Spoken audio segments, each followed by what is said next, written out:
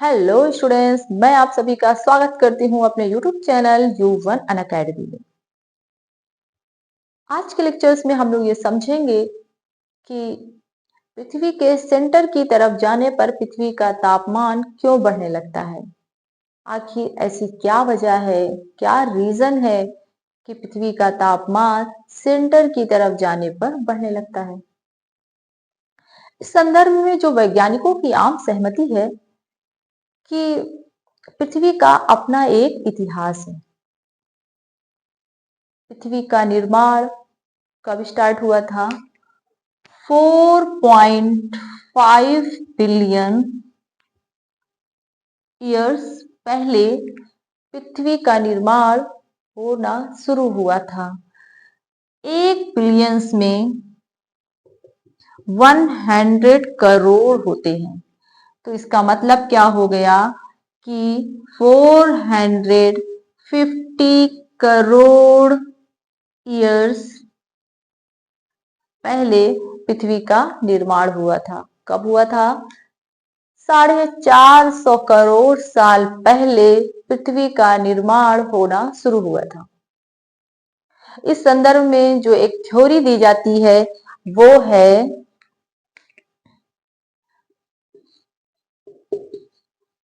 Big bang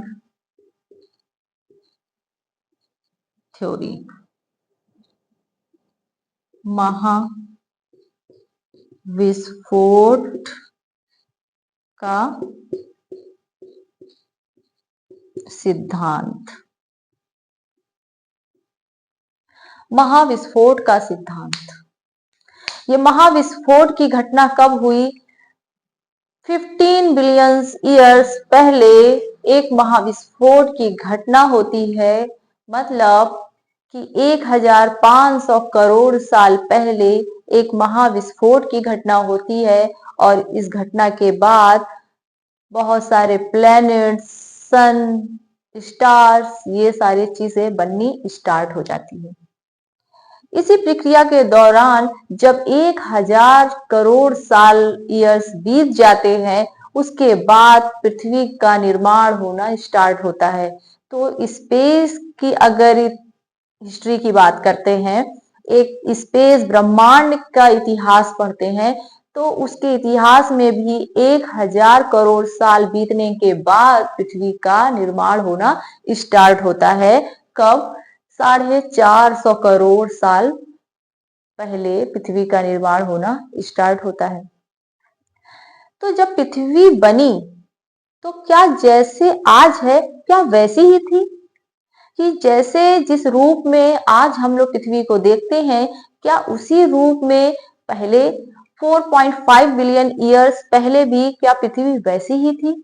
तो जी नहीं, पृथ्वी वैसी नहीं थी जैसी आज हमको दिखती है। आज जो पृथ्वी दिख रही है वो बहुत सारी प्रक्रियाओं से, घटनाओं से गुजर चुकी है।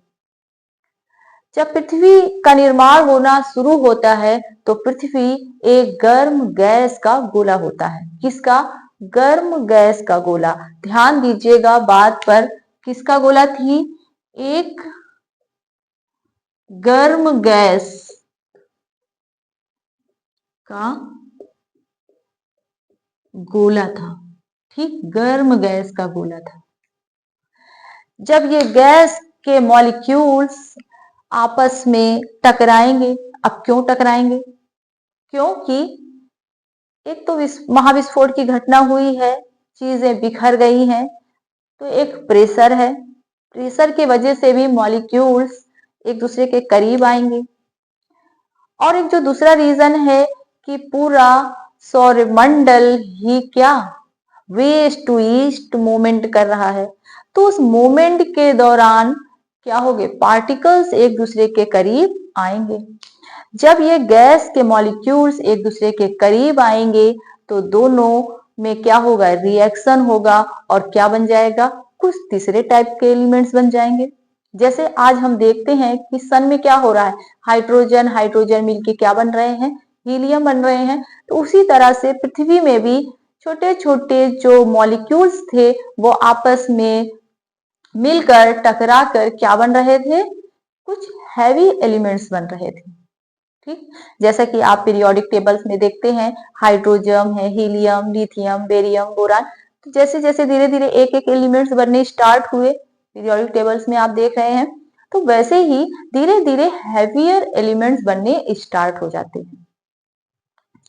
कुछ हल्के मॉलिक्यूल्स, कुछ भारी मॉलिक्यूल्स।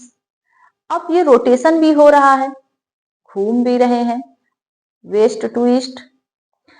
तो जब आपने देखा होगा कि जब आप शुगर सॉल्यूशन बनाते हैं, एक चीनी का घोल बनाते हैं और इसको जब स्पून से घुमाते हैं, तो जो शुगर के छोटे छोटे पार्टिकल्स होते हैं वो बाहर की तरफ घूमते हैं और जो हैवी पार्टिकल्स होते हैं शुगर के, वो सेंटर की तरफ ही रहते हैं।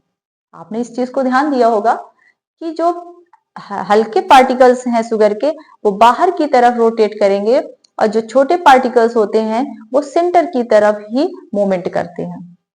तो इसी तरह हमारी पृथ्वी के साथ भी हो रहा था।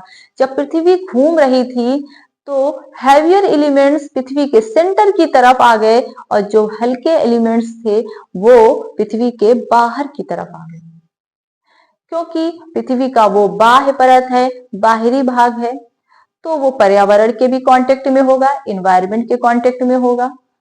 तो जो वो बाहर है, एनवायरनमेंट के कांटेक्ट में है, तो धीरे धीरे जो बाहरी परत थी वो ठंडी हो गई। जो बाहर है वो जल्दी ठंडा होगा और जो अंदर है वो धीरे धीरे ठंडा होगा। तो आज जो हम पृथ्वी के अंदर जो गर्माहट महसूस कर रहे हैं कि पृथ्वी के सेंटर की तरफ जाने पर पृथ्वी का तापमान बढ़ रहा है, तो ये गर्माहट पृथ्वी की अपनी ही गर्माहट है। जब पृथ्वी का क्या थी, एक गर्म गैस का गोला थी। यही गर्माहट आज भी पृथ्वी के आंतरिक भाग में बनी हुई है। ये तो एक रीजन हो गया पृथ्वी के तापमान के बढ़ने का, कि पृथ्वी की अपनी गर्माहट। जैसे आप देखते होंगे कि आजकल सर्दी का मौसम है, विंटर सीजन है, तो जब आप ब्लैंकेट ओढ़ लेते हैं तो ब्लैंकेट में जो गर्माहट होती है वो आपके बॉडी की ही गर्माहट होती है, जो आपको थोड़े समय के बाद ब्लैंकेट क्या महसूस कराता है, आपको गर्माहट महसूस कराता है। अब वो गर्माहट आपकी ही गर्माहट होती है, आपकी बॉडी की गर्माहट होती है, जिसे ब्लैंकेट बाहर नहीं जाने देता है। तो इसी प्रकार से पृथ्वी की अपनी गर्माहट है, जिसे पृथ्वी की जो बाह्य परत है, क्रस्ट है, वो पृथ्वी की अपनी गर्माहट को बाहर रिलीज नहीं करता है। बहुत कम रिलीज करता है, लेकिन इतना ही रिलीज नहीं हो पा रही है कि पृथ्वी डायरेक्ट अचानक से ठंडी हो जाए। नहीं, वो ठंडी नहीं होगी, उसकी अपनी गर्माहट पृथ्वी के सेंटर में, पृथ्वी के अंदर बनी हुई है। तो ये तो एक वजह हो गई। अब दूसरा रीजन क्या है पृथ्वी के टेम्परेचर के बढ़ने का?